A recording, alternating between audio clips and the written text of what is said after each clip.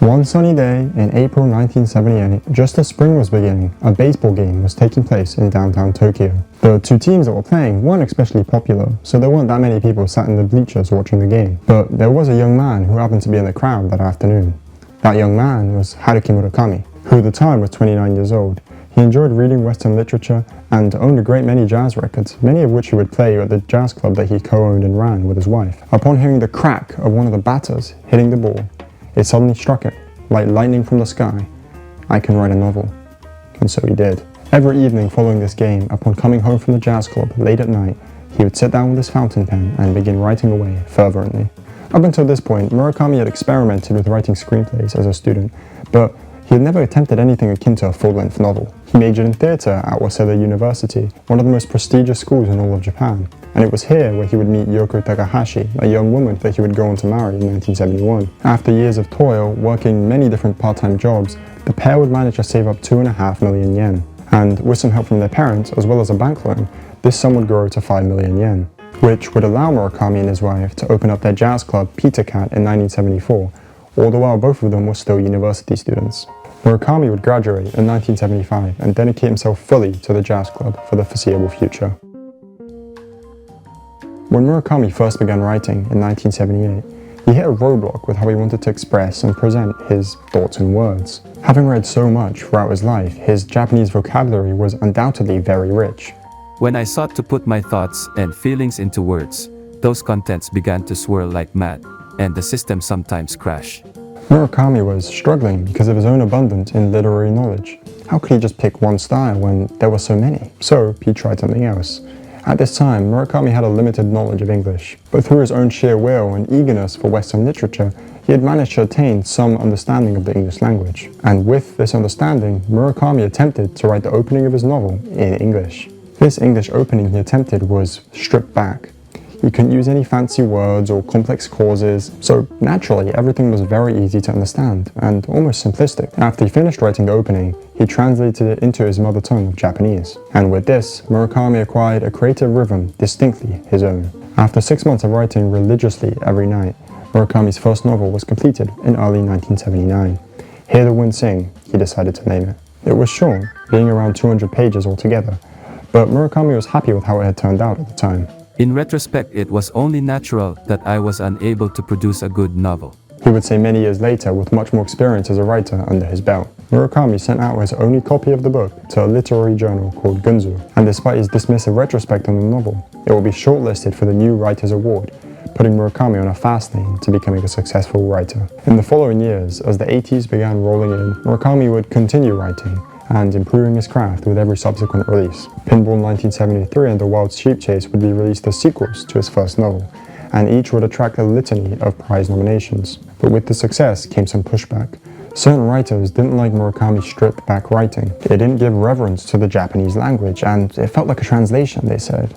Murakami himself has said that he had read very little serious literature from contemporary Japanese authors, so it's only natural that his writing would be very detached from the archetypal Japanese novel. And although this idiosyncrasy essentially led to Murakami becoming the black sheep of the Japanese literary world, it also very likely contributed to the immense success that was right around the corner. As his writing career began to pick up, with the standalone surrealist novel Hardboiled Wonderland and the End of the World releasing in 1985, Murakami decided to give up the jazz bar he owned with his wife and go all in on his career as a writer, eventually selling the jazz bar completely. With every new book Murakami wrote, he shaped his style even further. Hardboiled Wonderland was perhaps his most unique novel to date, with a setting of two separate, albeit connected worlds, with narratives that ran parallel to each other. This unique storytelling capacity that Murakami possessed would pay off, as the novel would go on to win the Junichiro Tanizaki Award, not only setting him apart from his peers, but highlighting his inventive writing. If you've read other renowned Japanese authors, you can certainly feel the Japanese essence seeping through the pages. Authors like Osamu Dazai, Yukio Mishima, and Nobel Prize winner Yasunari Kawabata have much in common with their intricate and descriptive prose. Their works are distinctly Japanese novels, so much so that someone reading a translation might even feel detached from the story. Murakami never really had this problem. As he said himself, people have even accused his works of having the feel of a translation, which might be a negative for certain Japanese readers who are more in favor of traditional Japanese writing. But for the millions of foreign readers, it only makes his books more accessible and enjoyable to read.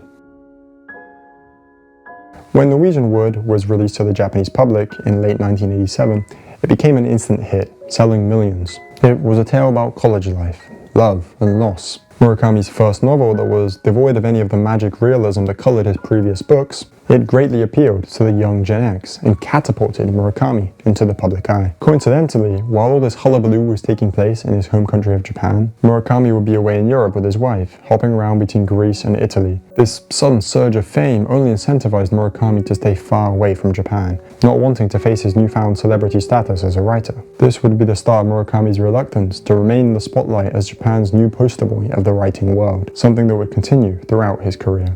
Norwegian Wood was Murakami's fifth novel, but it stood out in one way among the others before it. Murakami's books have been described as easy to read because of the straightforward writing style, but hard to understand because of the complex themes and layered symbolism. This was especially so because none of Murakami's books are outright fantasy. They are realistic stories usually set in Japan, but with each scarcely incorporating magical or supernatural elements that makes the reader question the meaning or the reasoning behind each event. And Norwegian Wood marked the shift away from this trademark style, something Murakami would say was a personal feat, to be able to write a fully grounded novel with no magical elements, albeit still packed with the complexity of his previous works. In many ways, Norwegian Wood is also Murakami's most personal novel to date.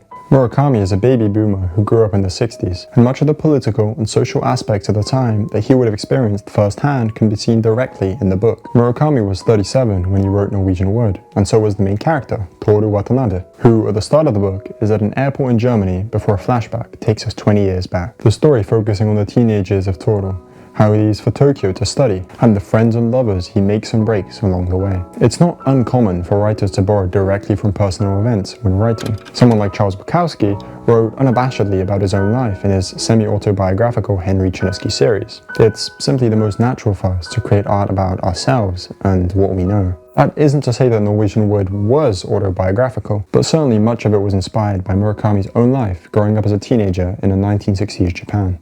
I set Norwegian Wood in the late 1960s. I borrowed the details of the protagonist's university environment and daily life from those of my own student days. As a result, many people think it is an autobiographical novel, but in fact it is not autobiographical at all. My own youth was far less dramatic, far more boring than his. If I had simply written the literal truth of my own life, the novel would have been no more than 15 pages. This novel proved that even when venturing outside his own niche, Murakami not only held his ground, but managed to flourish. His readership didn't revolve around any one gimmick or genre, but it centered on his key ability to create powerful and meaningful fiction. And his flexibility as a writer would only continue to show itself in the coming years. As the 80s drew to a close and the 90s began, Murakami began seeing a slow but steady success abroad. After his stint across Europe and his time spent writing in Italy and Greece, he decided to go live in America. And with the work he was doing with publishers and translators to get his work shown to the American public, it seemed like the perfect time to do so. A Wild Sheep Chase was the first to be published in English, translated by Alfred Birnbaum, and it would soon be followed by a slew of others. In 1997, Murakami released Underground, a non-fiction book about the Tokyo subway siren attack, which included essays about the events that unfolded, as well as interviews with the surviving victims. And although again straying from his usual topics, the book was nonetheless well received. In a similar vein, albeit with a slightly different lens, the short story collection After the Quake was about the 1995 Kobe earthquake,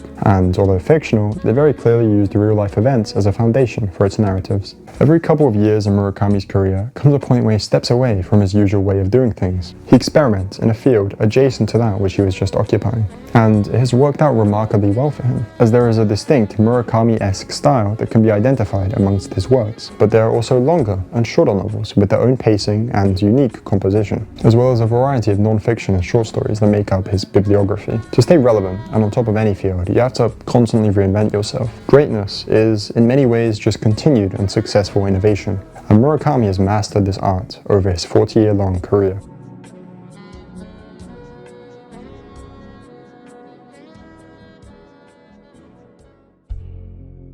Another chapter that Murakami embarked on during the 90s is beginning to write so-called comprehensive novels, inspired greatly by the renowned 19th century Russian writer Fyodor Dostoevsky, who had written many in-depth and almost encyclopedic novels like The Brothers Karamazov and Crime and Punishment. Murakami wanted to take a stab at writing a novel that is all-encompassing and tackles a wide variety of themes and topics, much like what Dostoevsky did within his novels. And Murakami's first real attempt at this was The Wind-Up Bird Chronicle, published from 1994 to 1995. It was perhaps one of the deepest dives into the surreal yet, and definitely the most comprehensive. A sentiment echoed by even one of his harshest critics, celebrated Japanese novelist Kenzaburo Oe, who awarded Murakami with the Yomiuri Literary Award for the book. The comprehensive novels didn't stop there, with books like 1Q84 and Killing Commendatore being released in the following decades to much success, respectively. And with the turn of the millennium, Murakami would only begin to see more success abroad. Receiving a publishing deal from Vintage Books, a subsidiary of Penguin, would allow Murakami to flourish internationally like never before. And with The Wind-Up Bird Chronicle being one of his most acclaimed novels in Japan, it was the first to be translated by Jay Rubin, an American scholar specializing in all things Japanese, and someone that would go on to become a very close collaborator with Murakami, helping explode his name onto the international market. And what better way for the English-speaking world to enjoy his books than from a translation that received accolades from the Japanese themselves. As the 2000s went by, it was clear that Murakami was here to stay. And despite the pushback he might have received at the start of his career, and his very unorthodox transition into becoming a writer, as Murakami remarks himself when talking about his first novel, I had sent them my only copy. If they hadn't selected it, it probably would have vanished forever. I probably never would have written another novel. Life is strange when you think about it. He had nonetheless carved out his own path. Echoing an American contemporary, Stephen King, who is admired by the writers for his consistency in getting out 6 pages every day, Murakami adheres to his own methodology for staying on the right path. He rises early and goes to sleep early, and although smoking in his youth, he quit in the 80s, and he sticks to a clean diet, albeit with a little whiskey every now and then. And having mutually decided to not have kids with his wife back in 1971, he uses the extra time, among other things, to exercise. A seasoned runner, Murakami has taken part in many marathons even into his 70s, and on writing itself, Murakami has a very positive mindset, one that likely helps him stay on track and be very consistent with his work output. As he puts it, what's the point of writing if you're not enjoying it? At the heart of Murakami's life philosophy, we can observe how much hard work and consistency has helped his career, as well as his unique artistic innovation needed to keep any audience engaged. Of his youth, he writes, I spent my 20s laboring from morning to night to pay off debts. All I can remember of that decade, in fact, is how hard I worked. I imagine others have a lot more fun in their 20s, but I had neither the time nor the money to enjoy the sweet days of youth. And this difficult youth certainly shaped a discipline and work ethic that would carry him into a successful career as a writer. Not everything in life comes easy. In fact, some of the most rewarding things we desire are precisely rewarding because of their scarcity and the difficulty in obtaining them. And Murakami's steadfastness in his pursuit of greatness is what allowed him to excel and flourish in the many fields he set out to conquer.